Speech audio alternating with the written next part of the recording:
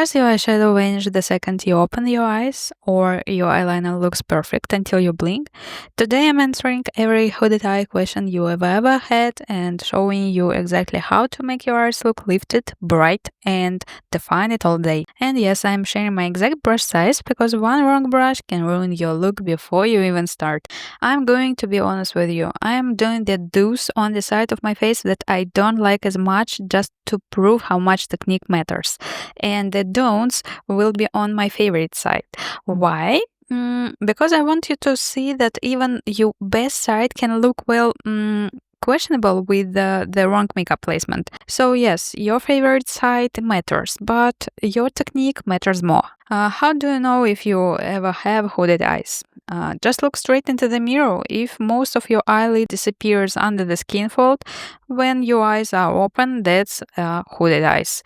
And it can be different types.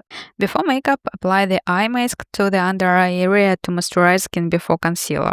That eye cream is just perfectly smooth the surface. Have you noticed how much more lifted your eyes look after the right brow placement? I don't draw a wide, low brow line, I just make it a bit more visible since my eyebrows are naturally pale. I just make sure that I make the upper line a little bit wider. First brush them out and set them with the brow gel. Start by brushing them with the opposite direction of the hair growth to coat every hair, then brush them back into place, following the natural direction, but at about maybe 45 degrees. This instantly lifts the shape and extend the tail slightly longer if you plan on wearing some eyeshadows. It balances the eye look. I like that beautiful effect from brow pencil and gel. It looks natural but still very bold. But when we add a little bit eyeshadows, you will see the final result and how everything just ties together. Next, I'm using a lightweight concealer to hide the blue veins in my inner corners. Don't apply it on the eyelids, especially if the formula says luminous, silky, moisturizing, glowing, dewy, and so on.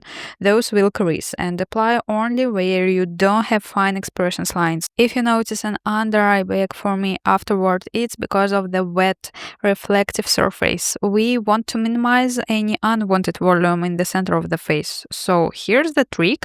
Place a bit of concealer on the back of your hand first, pick it up with a small synthetic blending brush and focus on the tear area, that darker inner corner line. This lifts the eye and hides the shadow instantly, making the whole area look more open and clean. As I mentioned before, I also bring a touch into the very inner corners to correct any blue or purple tones. I'm using shade 4.5. It has a yellowish undertone that's perfect for this color correction. But since I have a 10 right now, I also blend it out into the Hollywood triangles for extra brightness. My shadow creases or fades. What to do? First, you need to remove any oil from the lids, and I like to do this with the micellar water. Oils breaks down even the longest lasting products. So for hooded eyes, I prefer a primer that grips the shadow without being too creamy, too sticky, and apply just the right amount, not too much and not too little, somewhere in between. And if you notice, I just gently blend them with a concealer brush with actually leftovers. This prevents the shadow from transferring to your brow bone later in the day. I choose a shade and a texture that's lightweight and non-sticky. It naturally evens out my lips texture.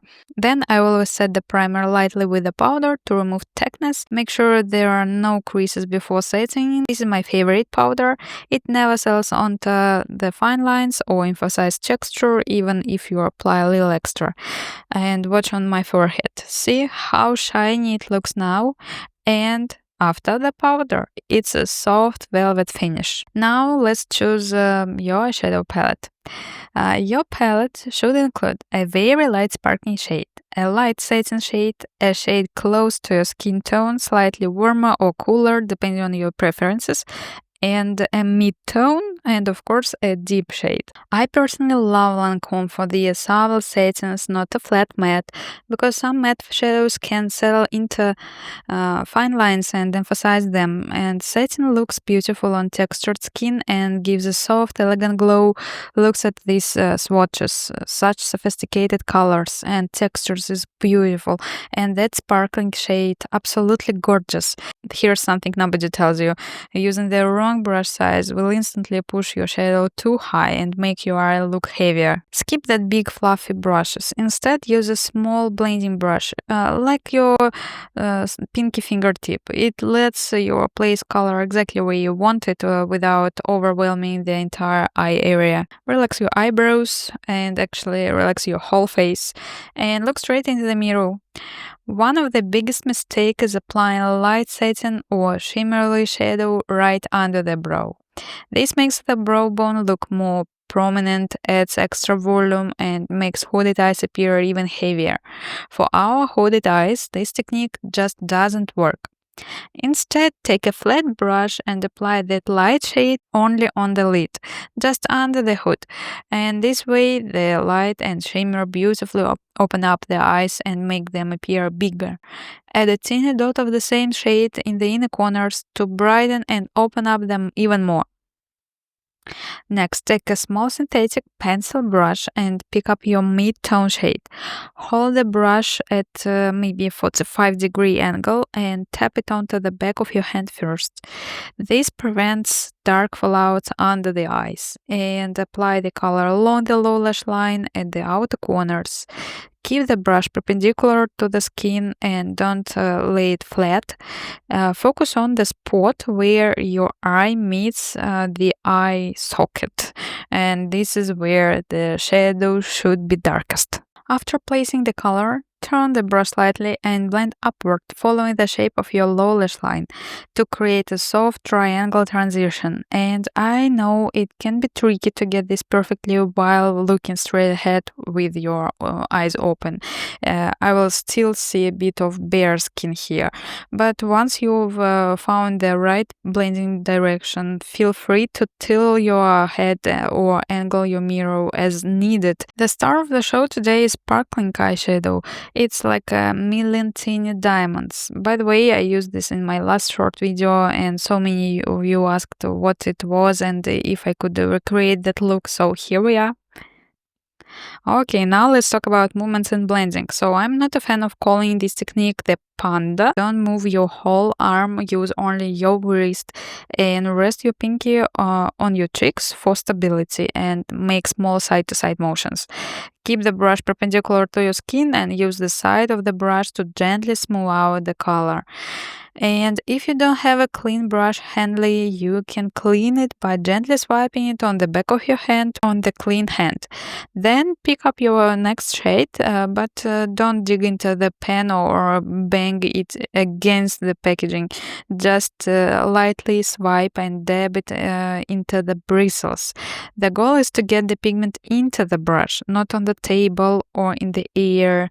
Also, it's unhygienic. So once again, dab the brush on the back of your hand, then apply the shade in short, controlled side-to-side motions. Since we have neutralized your natural eyelid color with the concealer and base, now we need to bring the definition back, but in the right place with the right shade. I like to use a warmer tone for this. Tight lining. Now let's define the waterline. Tight lining makes the lash line look fuller without taking away any lid space. Perfect for hooded eyes. And for more definition without losing lid space, tightline your upper lash line instead of making the top eyeliner too thick. And don't do this draw heavy, thick line that takes up half of your lids. Just do this instead. Take a clean brush or the same one you have been using with the shadow. Gently lift your upper waterline, turn your head slightly and draw small, short strokes. Blink in between so your eyes stay relaxed. When you look in the mirror, don't stare straight ahead. Turn your head so the pencil is right near your pupil, but not in front of. And that way your hand naturally stays close to the lash roots, and use normal pressure, not too light, that just stills the lashes and not too heavy. Also, don't lift your brows, don't pull your skin tight, and don't try to do it in one long stroke with a lot of pressure. Winged liner for hooded eyes. For sure, yes, you can still do it, even if you have extra skin and multiple creases here. Keep the wing short and angled slightly upward, then curve the variant so it finished almost horizontally. Make sure it's visible when your eyes are open and relaxed, and then fill in the small gap and connect it to your lash line. You can even bring a bit into the inner corners as long as your eyes aren't too sensitive or prone to watering. So finally, take a tiny amount of a concealer on the thin, sharp brush and clean up just under the wing. This instantly sharpens the line and gives the whole eye a lifted effect. Since your natural crease hides when your eyes are open, we are going to create a new one slightly above it. Look straight ahead in the mirror and mark that spot with your crease shade. This instantly gives the illusion of more lid space. When you hold your brush too far from your hand makes big loose movements and your application becomes less precise.